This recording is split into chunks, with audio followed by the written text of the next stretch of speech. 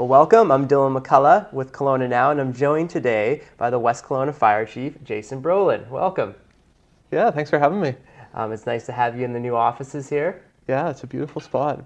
You guys have such a great vantage point here for any smoke that might be seen out there, so we expect to hear from you. Yeah, it surely is. So the West Kelowna Fire Department is celebrating 70 years this year. What's it been like? Tell me a bit about the growth of the fire department since its humble beginnings. Yeah, well, I think that's really the story of our fire department is one of growth and evolution. We continue to do research into our history and where we came from, and it was determined that the modern day fire department as it exists today had its beginnings back around 1949, and that makes this our 70th year, which is exciting. But our fire department came to be actually out of two fire departments.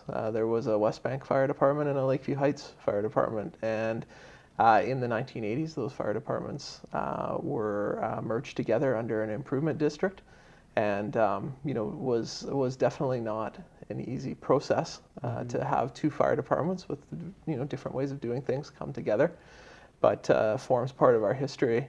But in more recent times, as our community grows, it's up to our fire department to keep pace with that growth and make sure that we can continue to protect it. And really, a lot of the growth in our fire department has been driven by, disaster and major fires in more recent times, like in the last 15 to 20 years, have demonstrated the need for increased equipment, like a ladder truck, which came to us about 15 years ago, as well as increased full-time staff, so firefighters who are there around the clock on duty, and that's been in the last 15 years or so as well. Wow.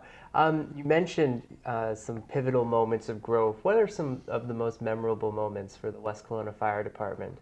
Well, like any fire department, we've fought some big fires, and we have examples of that in our history, be it Packing House that burned down, or the high school where I went to school, George Pringle.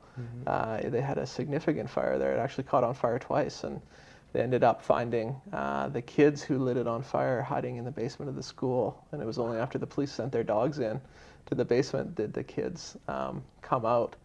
And those are historical incidents that happened many years ago. But more recently, really the catalyst in our area is we had a major fire on Mount Boucherie, and it was in May of 1992, and it was really one of the first modern urban interface fires that we had in the Okanagan Valley.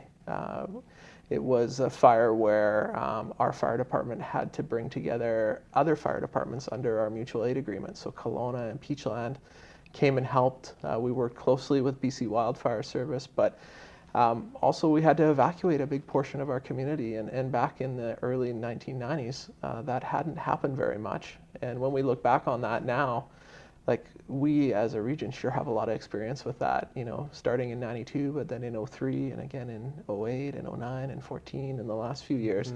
It's almost becoming commonplace now. Yeah. You mentioned evacuating everybody in 1992. Obviously nowadays social media probably plays a huge role in running something like that. But in 1992, how do you evacuate the people around Mount Boucherie? Are you knocking on doors, or? Yeah, it's really interesting you mentioned that, because that's one of my memories. I wasn't with the fire department at that time, but I remember it scrolling along the bottom of the TV screen that if you lived in this area, you needed to evacuate.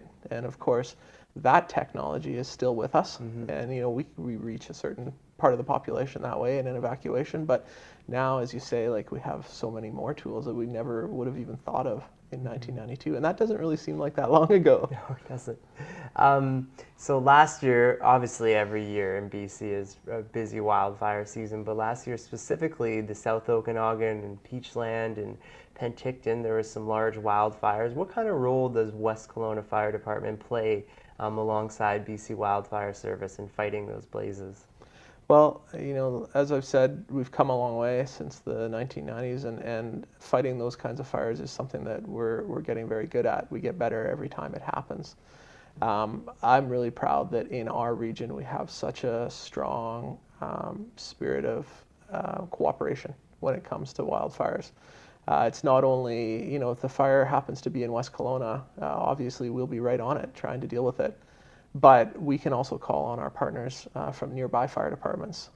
So for example, if there's a wildfire in Lake Country, we would go help their fire department. And the next time if we need help, they come to help us. And we have great communications, we have great, training and ways of doing things so that we're all on the same page. And we've really come a long way there. But also our partners with the BC Wildfire Service. As the fire danger in our region increases, we'll go out and fight fires that are beyond our boundary, which traditionally are their responsibility. But, for whatever reason, if they're busy or tied up somewhere else, we'll go help them fight those fires so that they stay small. And in return, they offer us tremendous support. If we need a helicopter or if we need an air tanker to drop retardant at a fire within our area, they're always there without question. So this partnership works really, really well. Great. You mentioned it's a teamwork, it's a collaboration thing, and I understand that you're wearing a vintage version of your fire shirt today with a special patch. Can you tell us a little bit about that? Yeah, so our guys went out and happened to come upon a patch from a uniform shirt from days gone by. Mm-hmm. And it happened to reference the West Side Fire Department, which was one of the things that we've been referred to by in the past as we've evolved. And it was quite neat that we were able to find this heritage, this piece of our heritage, that showed us 1949 was the year that we came together. But also that we could give each guy one of these shirts and wear it as akin to the heritage hockey jersey. Mm-hmm. We put them on special occasions, and today here we are talking about history. So I thought I would wear it, and when I came to see you. Excellent. Maybe on a bit of a sadder note, about a month ago I covered the ceremony for fallen Captain Troy Russell, and I understand that watching his passing and dealing with that has led to some changes in the fire department when it comes to supporting firefighters. Can you tell us a bit about that? Yeah, the loss of Captain Russell will always be part of the history of our fire department. Mm-hmm. Captain Russell gave his life in the line of duty for not only the citizens of West Kelowna, but for all of the people that he was able to help and touch through his job. And his passing was, devastating to us as a fire department.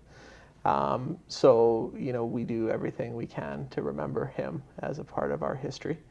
For example, his gear hangs in the fire hall today, exactly where he left it, and it will continue there for future firefighters who come and join us to learn about Troy and who he was and what he meant to us.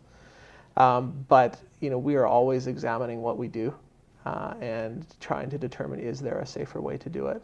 And, I can tell you that in 1949, when fires were fought, the first ones in West Kelowna by the fire department as it exists today, they didn't have things like air packs that they wore on their backs and breathed in clean air.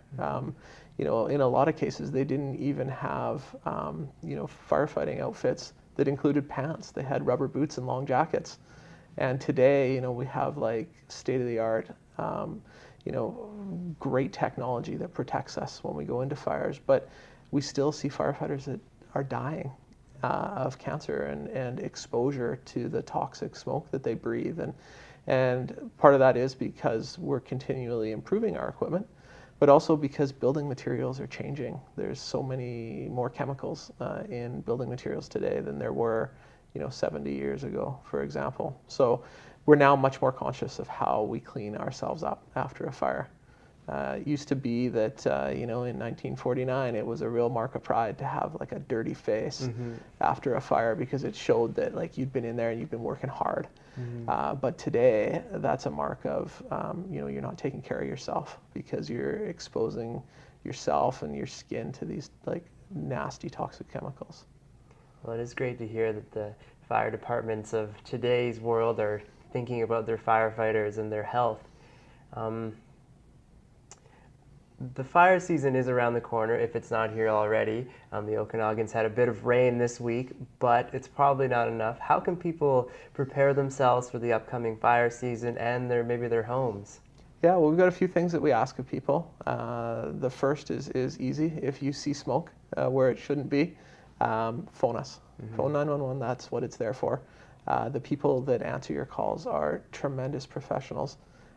They are really good at getting information from you about where a fire might be. So they'll ask you questions about how high up in the mountain is it, which direction are you looking, and even things like, are you looking towards the bridge or away from the bridge? And all that information is very helpful to us, because if we can get to a fire when it's small, we can put it out quickly.